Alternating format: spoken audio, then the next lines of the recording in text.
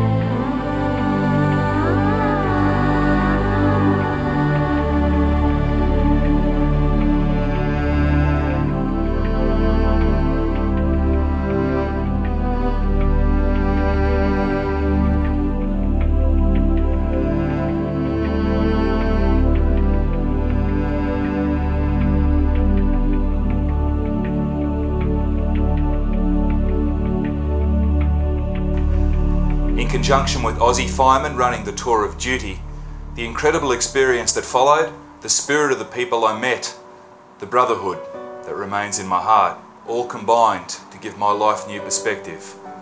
New York firefighter Liam Flaherty was one of those humble yet extraordinary human beings. James Dowdell was another. Liam, captain of the FDNY Emerald Pipe and Drum Band, lost 9 of his best mates that day, including his soul brother, Darryl Pearsall, better known as Bronco. And James, a drummer in the band, lost the man in whose footsteps he would ultimately follow, his father, New York firefighter Kevin Dowdell. The selfless courage of firefighters who on that day ran into the burning buildings as everyone else ran out is really too epic for words. Yes, it was their job, but they looked death in the eye and stepped forward to help others. We all remember where we were when those towers came down. When asked to recite at FDNY Chief Ed Kilduff's Ground Zero ceremony at dusk, I was honoured and humbled. This is a story about many things: courage, sacrifice, leadership, loyalty, love. But more than that, this is their story. And I said, well, that is the best thing I've ever heard to capture what happened on 9/11. And they called him in Australia, and I talked to him on the phone, and somehow, I guess with my New York accent, I convinced him to jump on a plane and fly over here for 9/11 to recite the poem live right now. And I'd like to call up Rupert McCall right now to bless us with this beautiful poem.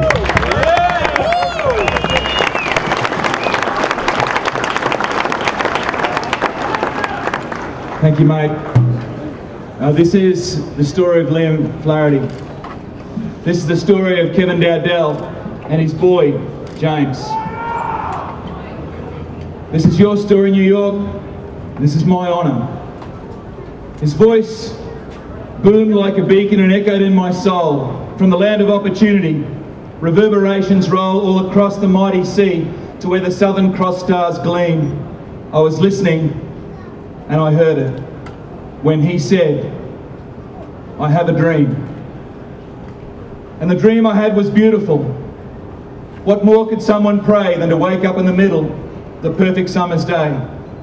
An aqua blue like canopy pays tribute to the skies, and there I see this young kid with a hero in his eyes.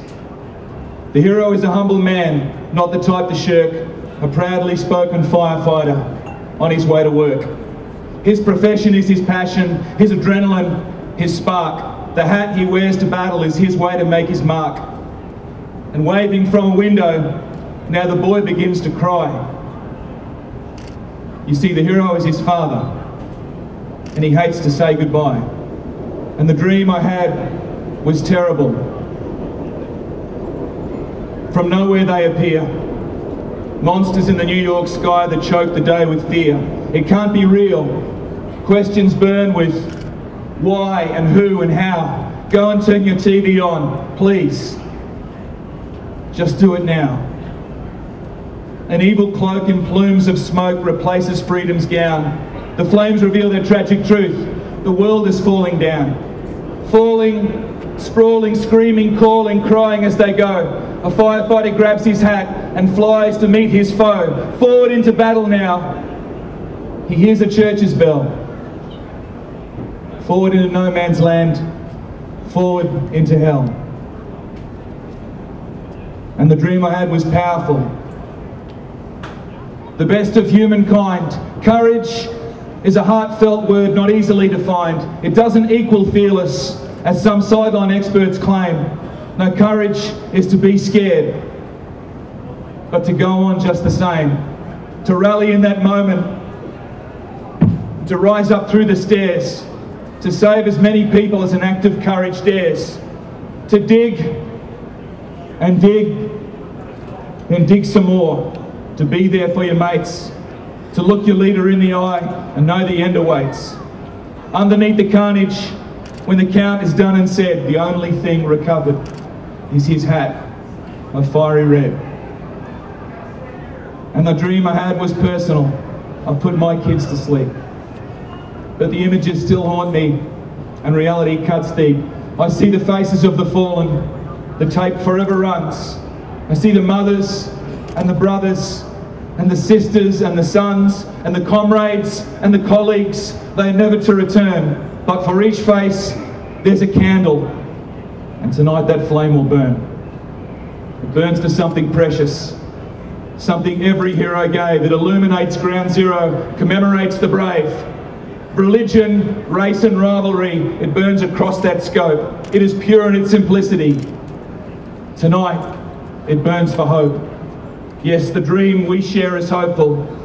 In our darkest hour of ours, beams of light now kiss the sky where once we saw two towers. Of this, be strong and steadfast. Of this, stand tall and say, there are some things that an enemy can never take away. I can feel it through the flag that flies defiant in the gloom. I can see it through the window where a boy waits in his room. He's waiting for his hero still to walk back through that door. The hat he holds is scuffed and scratched, but this he knows for sure. One day he will wear that hat and pride will reign supreme, because his father's gift was freedom. And for that, he has a dream. Thank you, New York.